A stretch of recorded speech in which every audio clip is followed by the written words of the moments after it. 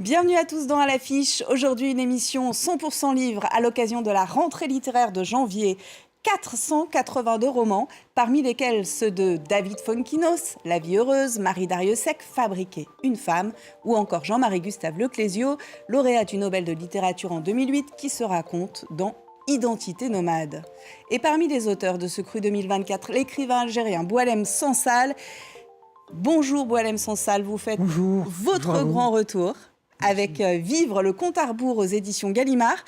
Vous nous embarquez dans un récit sur la fin de l'humanité. Qu'est-ce que c'est ce livre, un roman de science-fiction, un roman scientifique, un roman dystopique? Oui, c'est tout ça à la fois. Enfin, il n'a pas d'identité précise. On peut le lire comme on veut. Je pense qu'un scientifique le lirait comme une chose réelle. Des gens qui sont très éloignés de la science physique et tout ça verraient ça comme de la pure science-fiction. Je pense que l'humanité, aujourd'hui, dans une situation extrêmement critique, la vie sur Terre devient très difficile, on est en train de tuer notre planète, on s'entretue pour des tas de raisons, le plus souvent futiles. Et donc on se pose la question d'où viendrait le salut, comment redevenir sage, comment redevenir respectueux de la vie, de l'autre, de cette planète qu'on martyrise tous les jours. Voilà, donc moi je pense que le salut viendra de l'espace. Voilà, pour Alors, on va revenir sur l'intrigue. Est-ce qu'il sera sous le coup de la censure ou bien publié en Algérie, ce livre, l'Algérie où vous vivez? Ça dépend. Je pense que ce livre pourrait rentrer en Algérie, mais il n'a pas. En Algérie, on a censuré mes premiers livres parce que c'était des attaques frontales contre le pouvoir que je nommais par leur nom. Je n'utilisais pas des Monsieur X, Monsieur Y. Je les appelais Monsieur Bouteflika, Monsieur Boumedienne, etc. Et l'islamisme, c'est pareil. Et donc, évidemment, je me suis fait énormément d'ennemis. Moi, j'étais un enseignant, un haut fonctionnaire, tranquille, personne ne me connaissait, pas même dans mon quartier. Et vous avez été démis de vos fonctions par le président Bouteflika. Vous êtes un dissident, clairement, dans votre pays, Boualem Sansal. Vous incarnez la liberté, c'est ça? Vous êtes athée. Malgré moi. Vous avez déclaré récemment être sur toutes les listes noires. Qu'est-ce que ça signifie au quotidien? C'est que socialement, je n'existe pas en Algérie. Donc on ne m'invite pas. Alors que j'étais quand même, avec mes premiers romans, qui sont sortis dans un contexte particulier. Bouteflika venait d'arriver au pouvoir. Il jurait tous ses dieux qu'il ferait la paix entre les islamistes et les démocrates. Et puis, en quelque sorte, il a réussi, puisqu'il a négocié avec les islamistes qui ont déposé les armes. Il y avait un moment de grâce, comme ça, qui a duré quelques mois. Mon premier roman est sorti dans ce contexte. Il a eu un succès fabuleux en Algérie. Mais personne ne l'avait lu. C'était la fierté d'avoir un Algérien qui brille à Paris, enfin, la fierté nationale, quoi. Vivre en quelques mots, on y revient. Donc c'est votre dernier roman. Une entité extraterrestre entre en communication avec des hommes par leurs rêves, des appelés. Ils seront chargés de rassembler l'humanité dans un vaisseau qui ne pourra transporter que la moitié des habitants de notre planète. C'est déjà pas mal, mais il faudra faire un tri. Qu'est-ce que ce récit vous permet d'explorer, Boualem Sansal? Alors, d'abord, on a toujours vécu sur ce narratif du temps. Abraham a entendu d'une voix qui lui disait que voilà, le peuple élu et on va régler tous leurs problèmes en leur donnant un territoire, etc., etc. Bon, il y a cru. Il est arrivé à convaincre autour de lui beaucoup de gens. Et petit à petit, son narratif est devenu une religion. On en a fait une religion, on l'a sacralisé et on a constitué un peuple élu.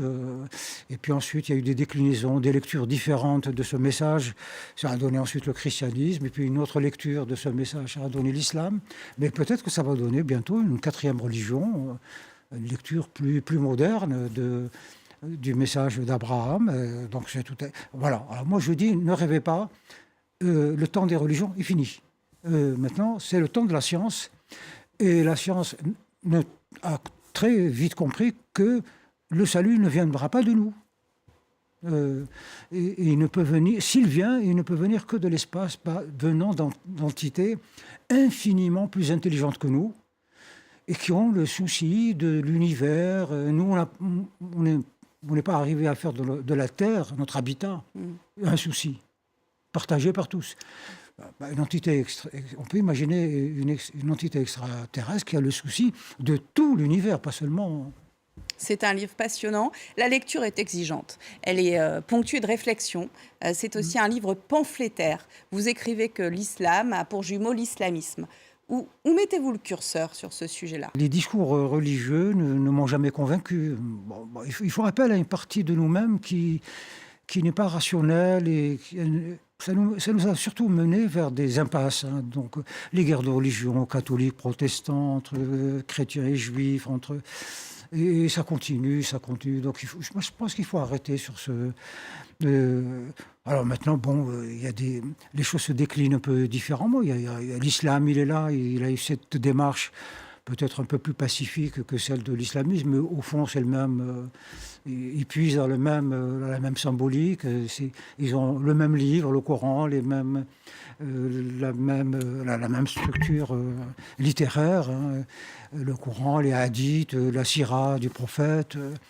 Chacun lit ça à sa manière. Les chiites le lisent d'une manière, les sunnites le lisent, les soufis le lisent d'une autre manière, et puis les chrétiens qui ont étudié l'islam le lisent à leur manière. Ils y trouvent de bonnes choses, et puis aussi de très mauvaises choses. Les juifs aussi, qui sont de très grands spécialistes de l'islam. C'est d'ailleurs chez les juifs qu'on trouve les plus grands spécialistes de l'islam. Ils l'ont beaucoup étudié.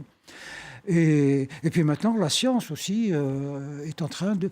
Il y a un mathématicien français célébrissime, Walter, je me souviens plus de son prénom, qui a fait une lecture mathématique du Coran. C'est révolutionnaire. Et il a fait des découvertes mais absolument extraordinaires. Par exemple, il a découvert que ce livre n'a pas été écrit par une personne, il a été écrit, et il calcule, par 635 personnes sur à peu près, en comparant les différentes langues, différents aspects du Coran, dans des endroits différents. Là, ce passage a été plutôt écrit en Iran, quand à telle époque où on parlait plutôt telle langue, etc. Toute la partie qui situe le Coran dans la Mecque ne peut pas exister. Parce que dans ces passages-là, on parle de récolte, de blé, de raisin. C'est le désert. Donc c'est pas possible. Donc ça a été écrit ailleurs et transposé là pour des raisons un peu mystiques, quoi. Boualem Sansal, on continue à parler de l'actualité du monde des livres avec, je ne sais pas si vous aimez le 9e art d'ailleurs, la BD, le festival d'Angoulême. Il approche à grands pas. Oui. Ce sera la 51e édition, dont voici l'une des affiches dessinées par le Grand Prix 2023, Riyad Satouf. Voilà, on reconnaît la jeune Esther.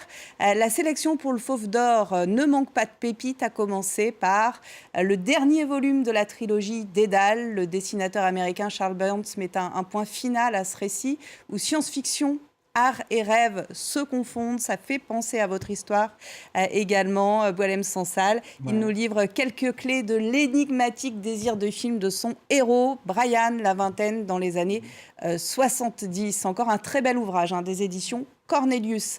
Et puis, autre coup de cœur pour moi, ou plutôt coup en plein cœur, Le ciel dans la tête du scénariste espagnol Antonio Altariba, qui signe un récit très dur sur la quête d'un ailleurs, d'un enfant soldat du Sud Kivu. Sergio Garcia Sanchez a imaginé des pages où le dessin envahit le cadre, éclaté, distendu, pour évoquer la violence du Congo à l'Espagne. On ne sort pas indemne d'une telle lecture. C'est publié chez De Noël Graphique. Boualem Sansal, pour élargir la discussion autour de votre livre, on a sélectionné 3 films en rapport avec les ovnis.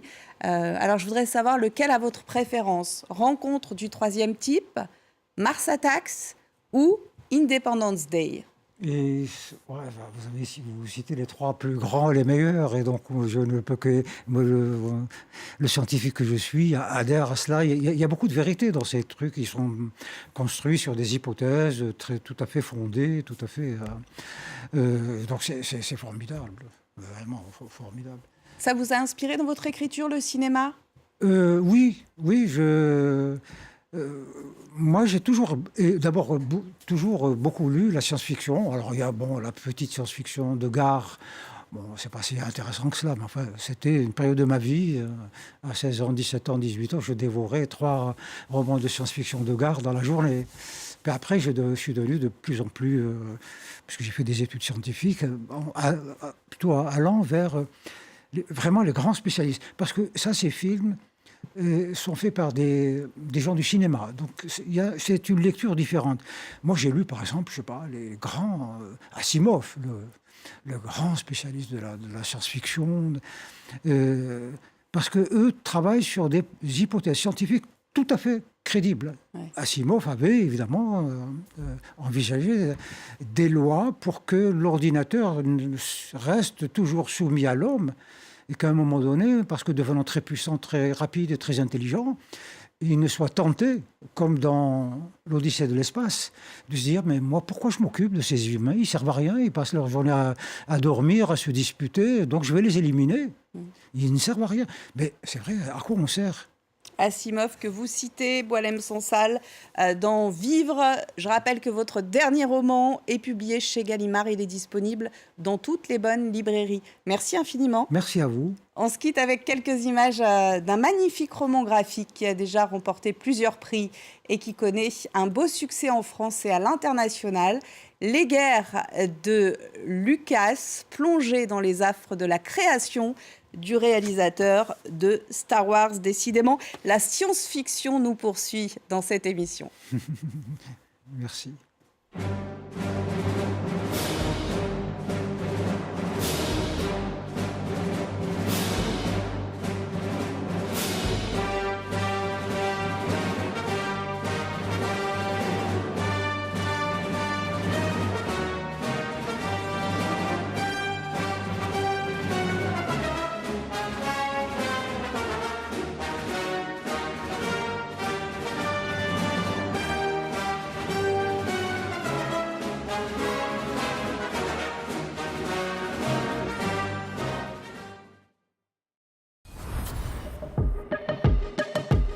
En une année, ils ont fait une place à la jeunesse des quartiers dans le débat écologique. Tête pensante et tête d'affiche de l'association Banlieue Climat, Ferris Barkat veut créer un sursaut chez ceux qui l'estiment le plus concernés par l'injustice climatique. J'ai commencé à faire les liens entre santé et environnement. Tu regardes juste ce à quoi on est exposé. Tu prends la santé, tu prends la pollution, tu prends l'alimentation. Et c'est cette galère qui est appelée inégalité sociale ou qu'on a banalisé un petit peu, mais en fait, c'est de l'écologie. À Strasbourg, sa ville, on l'a retrouvée à l'œuvre avec les ambassadeurs de Banlieue Climat. Les quartiers passent au vert, c'est à retrouver dans Pas de quartier sur France 24. Pas de quartier, à voir sur France 24 et sur France24.com.